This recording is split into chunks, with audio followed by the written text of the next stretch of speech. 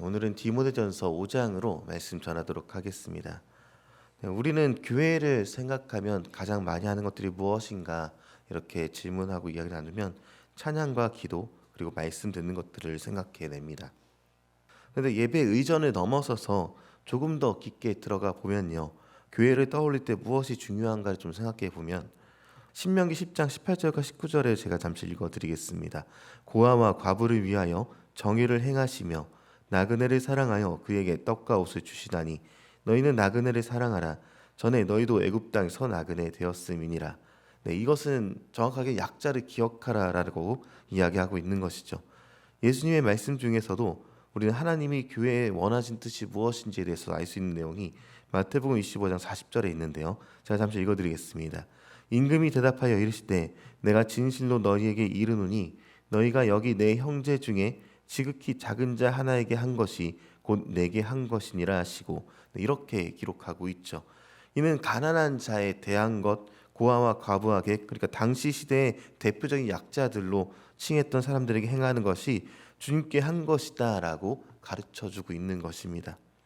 그래서 사도행전에서 7집사를 세우게 되는 이유를 살펴보면 교회가 구제하는 일을 많이 하다 보니 사도가 말씀을 잘 준비하지 못해서 이를 맡아서 할 사람을 뽑게 되었던 것이 7집사를 뽑게 된 배경들이었죠.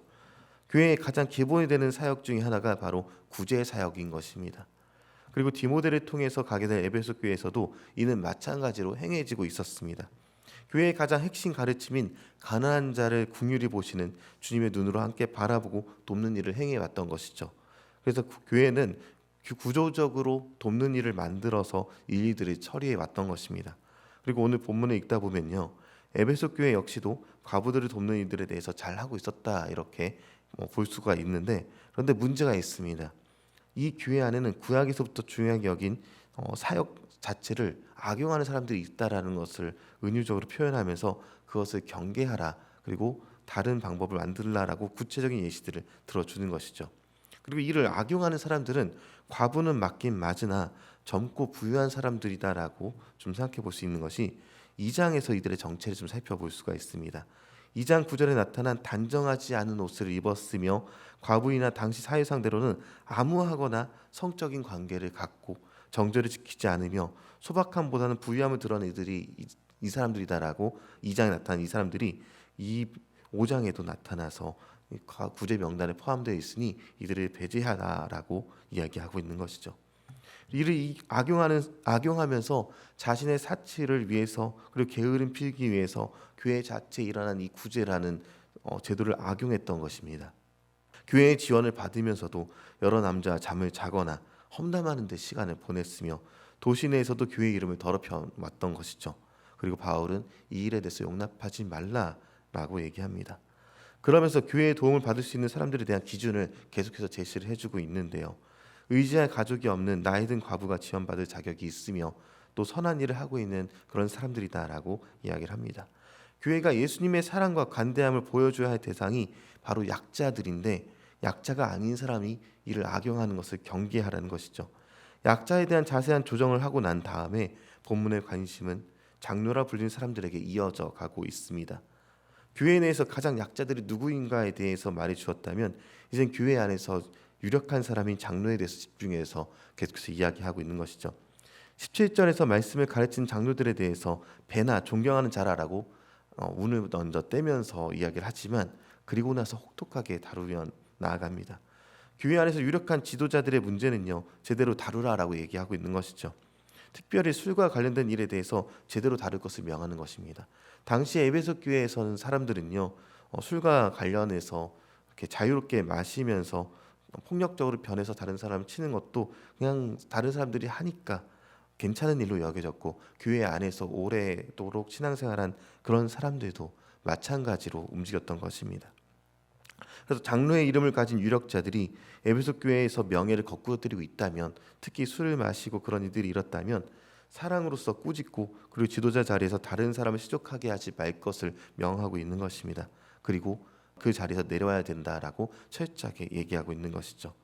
그러면서도 바울은요, 디모데에게 절대 술을 마시지 말란 말은 아니다라고 덧붙인 내용이 있습니다. 23절 내용인데요. 함께 읽어보겠습니다. 함께 읽겠습니다.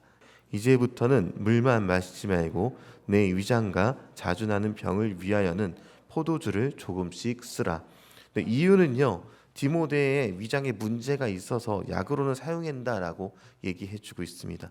그런데 어떤 사람은 마셔야 되고 어떤 사람은 마시지 말고 하는 이야기가 과부의 내용과 장로가 술을 마신 내용과 비슷해 보이죠. 기본 원리는 같습니다.